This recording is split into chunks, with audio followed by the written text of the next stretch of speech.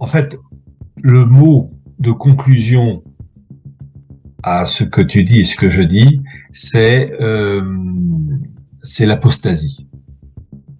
C'est le mot que j'utiliserais. Mm. Et finalement, on arrive à la croisée des chemins. Soit il gagne, soit c'est la revanche du Nazaréen. Bon, Oui. on verra ça et on subira. Et est-ce qu'on s'en sortira vivant? Ça, c'est autre chose, parce que je pense que ce qu'on va connaître, en fait, c'est ça qui est terrible quand on lit les propos les travaux des universitaires, Mopzik, Abraham Cohen, comment il s'appelle, Gershom Scholem et bien d'autres. Ils expliquent bien que dans la pensée sabbatéo-franquiste, il faut toujours un chaos dans tous les domaines pour passer une étape supérieure. Et le chaos suprême pour réussir cette gouvernance mondiale passe par un sacrifice humain. C'est ça. Un sacrifice humain déjà qui donc on peut craindre que la politique vaccinale, la question du Covid, ait enclenché un mouvement, mais j'allais dire entre guillemets, c'est rien comparé au krach financier qui arrive, qui a déjà commencé, mais qui va vraiment éclater dans quelques temps, qui va se terminer en guerre civile et qui va aboutir à une guerre généralisée. Voilà, parce que c'est ça la finalité. Ouais. Et c'est la phrase de la Sainte Vierge à Fatima. À la fin, mon cœur immaculé triomphera. Donc, ce que je dis est terriblement pessimiste, mais temporaire. Temporaire. Ils n'auront pas le dernier mot. Peu importe les factions. C'est ça. J'allais retourner, si on retourne à Dugin pour comprendre d'où il vient, c'est important de se rappeler qu'il y a toute une tradition occidentale de l'occultisme, vraiment qui commence avec Blavatsky, qui Annie Besant, le nouvel âge, mais il y a une tradition très importante qui prend place en Russie.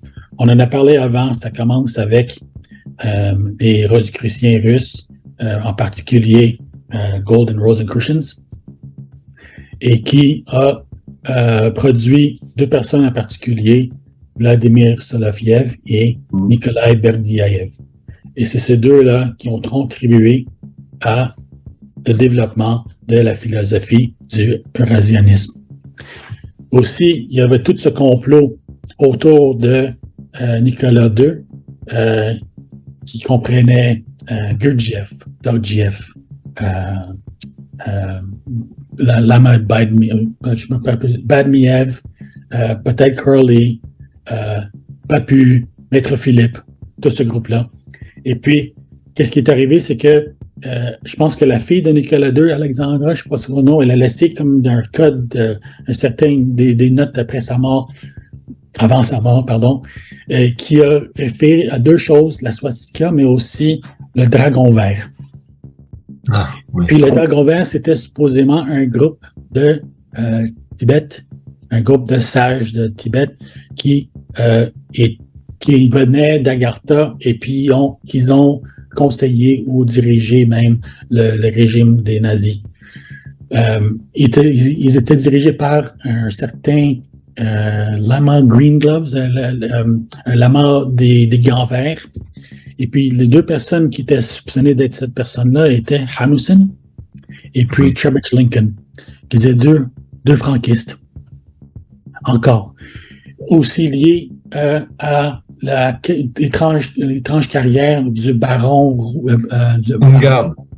Ungarn, exactement, qui lie aussi les veilleurs de Trebitsch de Schwaller de Lubitsch, auquel appartenait Kalergi. Et puis, c'est encore un réseau, parce que qu'est-ce qui est arrivé, c'est que ce groupe-là faisait partie du réseau d'où est venu l'SS, qu'ils ont envoyé. Ils ont envoyé Otto Rahn dans le sud de France et ailleurs, je pense en Islande, mais ils ont envoyé une expédition au Tibet pour chercher les sources des Aryens. On a fait un film d'ailleurs, je crois. Il y a un film qui a été fait avec l'acteur américain. Ouais, 7 Years in Tibet, avec Brad Pitt. Voilà, c'est ça. Exactement. C'est là parce que le lien avec le Dalai Lama a commencé avec Lama Gurdjieff à Saint-Pétersbourg.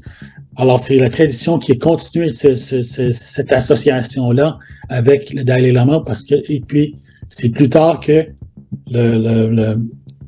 celui qui est de Dalai Lama de nos jours a commencé ses liens avec les nazis et puis qui continue à avoir des états d'amitié étranges avec l'extrême droite. Et puis, en même temps, ils ont envoyé, c'était en même temps, Nicolas Roerich a aussi commencé ses expéditions au Tibet. Puis eux, ils étaient soutenus en même temps par le président Wallace aux États-Unis, mais aussi l'OGPU de la Russie, qui faisait encore partie de cette même tradition-là. En particulier, il y avait, je pense que c'est Boki, son dernier nom, qui était disciple, qui faisait partie de l'ordre kabbalistique de la Rose-Croix de Papus et Péladan, qui était aussi lié avec Badmeev, qui faisait partie de ce complot-là à Saint-Pétersbourg.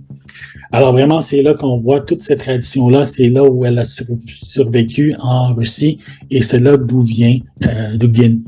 Mais Dugin, il arrive où il est capable de comme rassembler les autres traditions, alors il rassemble le traditionnalisme, mais aussi les liens de l'extrême droite avec ses amitiés qui viennent du cercle et de Grèce. Et puis en particulier, il y a Jean Pavlesco. Et puis Jean Pavlesco.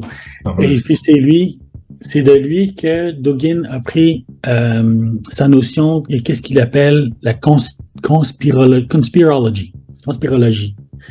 Et ça, cette idée, c'est que il dit que la vraie guerre, c'est pas le vrai complot, c'est pas le complot des Juifs. Le vrai complot, c'est cette guerre éternelle entre l'Occident et l'Orient, entre Atlantis et Hyperborea. L'hyperborée. Hyperborée. Ouais, je crois que c'est ça en français. Ouais, alors c'est comme une est Shambhala, l'autre est Agartha.